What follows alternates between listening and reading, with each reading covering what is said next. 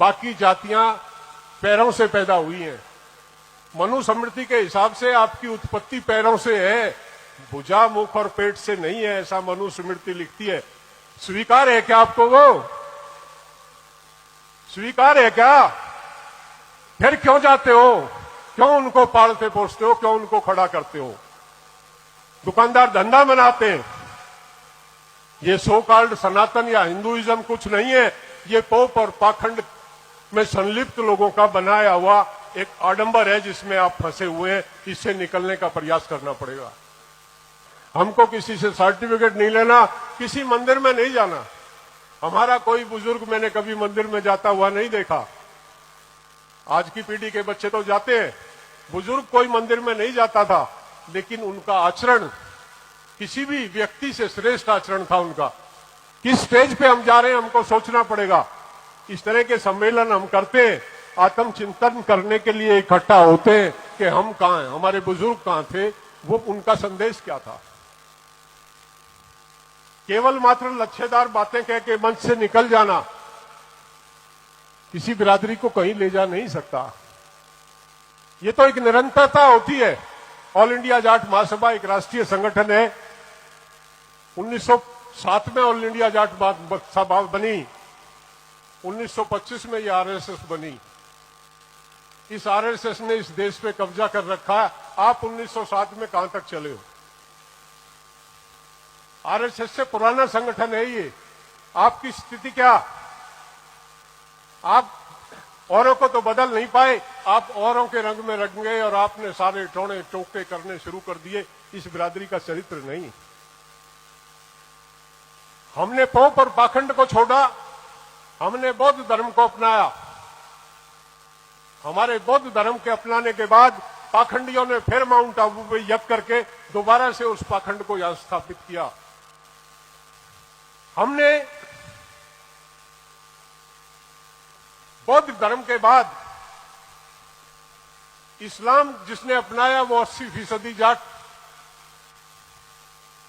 Pakistan, Afghanistan, Iran, Syria, Turkey और Russia के कुछ जो ग्रुप्स हैं, कजाकिस्तान और वो तुर्कमेनिस्तान जो है, ये जाटों का सारा इलाका था। पोप और पाखंड के विरोध में इस्लाम की तरफ बढ़ा वो। 16वीं शताब्दी में गुरु नानक के आने के बाद जाट पोप और पाखंड का विरोध करता था। गुरु नानक को अपनाया जाट ने, सिख की तरफ चला गया पंजाब का जाट। 19वीं शताब्दी में स्वामी दयानंद के आने के बाद जाट आर्य समाज की तरफ चला गया। धर्म परिवर्तन करने का हमको शौक नहीं था, लेकिन हम पोप और पाखंड का विरोध करते थे। जब जब पोप और पाखंड बढ़ा, हमने माइग्रेशन किया, हमने उसको स्वीकार नहीं किया। लेकिन आज मैं देखता हूं, आज हमारी स्थिति बड़ी दयनीय है। गांव में कंपटीशन हो गया। एक एक गांव में 4-4 मंदिर हैं। 4-4 मंदिर एक एक गांव में। स्कूल नहीं बनाते,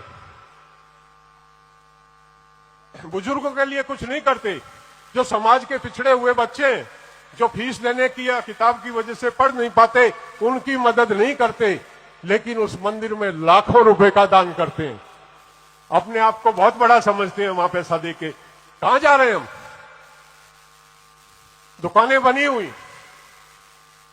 मानवता से श्रेष्ठ सेवा कोई हो नहीं सकती, और जाट से ज्यादा मानवतावादी कोई हो नहीं सकता। जिसमें मानवता नहीं है वो जाट नहीं है। जाट सबको लेके चलता, जाट सबका आदर करता, जाट अन्याय के खिलाफ लड़ता। सही बात के लिए जाट अपने सगे भाई का विरोध कर देता। उसका भाई भी अगर गलत है तो वो समाज में उसके विरोध में खड़ा हो जाता। ये किसी दूसरी जाति में गुण नहीं। हम लोगों ने कहां थे, हम कहां चले? आज एक बहस है, मैं पढ़ रहा था। एक स्कॉलर हैं हरियाणा के, एक राजस्थान के हमारे साथी ने कोई किताब लिखी है। उन्होंने कहा कि जाट जो है हिंदू नहीं है। जाट तो जाट। उन्होंने उस पर टिप्पणी की है कि वो गलत। जाट जाट नहीं है, जाट भी हिंदू है। पढ़े लिखे हैं, विद्वान हैं, मैं ज्यादा ना उनका नाम यहां लेना चाह रहा हूं। हिंदू तो उन्होंने कहना छोड़ दिया जो हिंदू धर्म का ठेकेदार अपने आप को कहते थे। हिंदू धर्म पे जब विवाद छिड़ा, हिंदू कोई धर्म नहीं है, हिंदू तो विदेशियों का दिया हुआ एक नाम, इस पे विवाद छिड़ा तो सो कॉल्ड मनुवादी आज कहते हैं हम तो सनातनी हैं, सनातनी। आप अपने आप को हिंदू कह रहे हो, जो अपने आप को हिंदू कह रहे थे वो सनातनी बन गए। और सनातन भी कहीं मनुस्मृति में सनातन का जिक्र नहीं, सनातन भी बौद्ध धर्म से आया, एक ऐसा धर्म जिसका कोई नाम नहीं आज तक। पहले हिंदू बने हुए थे, हिंदू पे कंट्रोवर्सी हुई तो सनातनी हो गए। अब सनातनी पे एक कंट्रोवर्सी है कि सनातन शब्द बौद्ध से आया, मनुस्मृति से नहीं आया। तो अब वो परेशान है कि अब इसको क्या नाम दें, इस दुकान को। दुकान है ये, इसको नाम नहीं मिल रहा देने के लिए, और आप इस दुकान में चढ़ रहे हो। जाति भी होती है, आइडेंटिटी है, जातियां हैं समाज में, हमने नहीं बनाई, भगवान ने जाति नहीं बनाई। ये मनुस्मृति का जो दौर था जिसमें जातियां बनी, उसमें उन्होंने लिखा कि ब्राह्मण तो भगवान के मुख से पैदा हुआ, क्षत्रिय भगवान की भुजाओं से पैदा हुआ, वैश्य भगवान के पेट से पैदा हुआ, बाकी जातियां पैरों से पैदा हुई हैं। मनुस्मृति के हिसाब से आपकी उत्पत्ति पैरों से है, भुजा, मुख और पेट से नहीं है, ऐसा मनुस्मृति लिखती है। स्वीकार है क्या आपको? वो स्वीकार है क्या? फिर क्यों जाते हो? क्यों उनको पालते पोसते हो? क्यों उनको खड़ा करते हो? चौधरी छोटूराम ने अपनी ग्रेजुएशन के फॉर्म में जब धर्म का कॉलम था तो उन्होंने धर्म के कॉलम में लिखा था आर्य। चौधरी छोटूराम को हम पूजते हैं, हम मानते हैं, चौधरी छोटूराम हमारे आदर्श है। चौधरी छोटूराम 100 साल पहले जो यज्ञ यहां हुआ था उसके प्रोधा थे।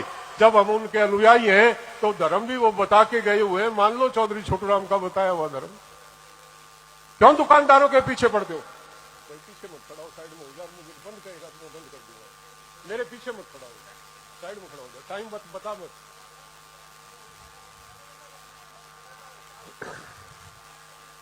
चौधरी छोटूराम को मानते हो तो वो आर्य बता के गए। ये रही आपके पीछे दुकान, ये दुकान है। देश का प्रथम व्यक्ति, राष्ट्र भारत का महामहिम राष्ट्रपति रामनाथ कोविंद यहां आया। देश का प्रथम व्यक्ति। कोई गरिमा होती है सम्मान की। जब वो मंदिर की तरफ चलने लगा तो कहने लगे आप हरिजन हैं, आप मंदिर में नहीं जा सकते, और रामनाथ कोविंद यहां से वापस घूम गया। इससे शर्म की बात हो सकती है कोई? इससे घटिया कृत्य हो सकता है कोई? ब्रह्मा जी ने तो जाति पैदा नहीं की। ब्रह्मा जी ने कहां लिखा कि हरिजन होगा, वो नहीं जाएगा, वो आएगा? ये दुकानदारों ने दुकान बनाई हुई है और दुकानदार लूटते हैं, दुकानदार धंधा बनाते हैं। ये सो कॉल्ड सनातन या हिंदुइज्म कुछ नहीं है, ये पोप और पाखंड में संलिप्त लोगों का बनाया हुआ एक आडंबर है जिसमें आप फंसे हुए हैं। इससे निकलने का प्रयास करना पड़ेगा। अगर बिरादरी को बढ़ना है तो मंदिर बनाने की जरूरत नहीं है, हॉस्टल बना दो, वृद्धाश्रम बना दो, अनाथ बच्चों के लिए बना दो, शिक्षा के लिए प्रबंध कर दो, हॉस्टल बना दो, स्कूल बना दो, किसी स्तर पे समाज के लिए काम कर दो। कसम खा लो कि मंदिर नहीं बनाएंगे, बढ़ जाएगा समाज। अरबों रुपए राजस्थान के गांव में मंदिर बनाने में इस 100 साल में लगे हैं। क्या मिल रहा है? सिवाय हमारी औरतों को टोने टोकते में फंसा के, उनका उल्लू बना के, उनको एक आदमी पैसे ऐंठता उनसे। क्यों करते हो आप ऐसा काम? आप उसका विरोध नहीं करोगे, आप उसके विषय में आवाज नहीं उठाओगे। आप भेड़ की तरह से जैसे दूसरे लोग हैं, जाट का चरित्र नहीं है। जब कट्टर पोप और पाखंड था, जब जाट सीना अड़ा के उसका विरोध करता था। जाट का राम हमारे 95% लोगों के, हमारे बुजुर्गों के नाम या तो आगे नाम में राम है या पीछे राम है। हमसे बड़ा राम भगत कौन? हमारे नाम में या तो आगे राम है या पीछे राम है। हम सुबह उठते हैं, सुबह उठ के जो मिलता है राम राम भाई, हमारी वही पूजा, हमारी वही आस्था। हम जो भी शुभ कार्य करते हैं बोला करो वही राम का नाम लेके। हमसे बड़ा राम भक्त कौन है? लेकिन देश राम भक्तों के हाथ में नहीं है। देश को कब्जा कर लिया जय श्री राम वालों ने। जय श्री राम का उद्बोधन हमारा नहीं है। राम शब्द में सौहार्द है, राम शब्द में प्यार, राम शब्द में प्रेम है। आप बोल के देखो राम राम भाई, ऐसा लगता है जैसे सब कुछ उड़ेल दिया इसने। और आप बोल के देखो जय श्री राम, उन्माद है ये। शब्दों में बहुत फर्क होता है, इसी के बोलने में फर्क आ जाता है। राम राम बोल के देख लो और जय श्री राम बोल के देख लो, एक में प्रेम है, एक उन्माद है। हम प्रेम वाले। हमारे बुजुर्ग अपना हर कार्य करने से पहले, चाहे वो विवाह हो, शादी हो, कोई घर में कोई शुभ कार्य हो, खेत में कोई कार्य करना हो, एक ही शब्द में हमने बचपन से आज तक सुना है कि राम के नाम लेके करो भाई। हमसे बड़ा राम भक्त कौन है? आज हमसे सर्टिफिकेट मांग रहे हैं राम का। राम हमारा, जय श्री राम तुम्हारा होगा, उसको लेके नाचते रहो। राम हमारा है, राम भगत हम है, राम हमारे हृदय में बसता है। हमको किसी से सर्टिफिकेट नहीं लेना, किसी मंदिर में नहीं जाना। हमारा कोई बुजुर्ग मैंने कभी मंदिर में जाता हुआ नहीं देखा। आज की पीढ़ी के बच्चे तो जाते हैं, बुजुर्ग कोई मंदिर में नहीं जाता था, लेकिन उनका आचरण किसी भी व्यक्ति से श्रेष्ठ आचरण था उनका।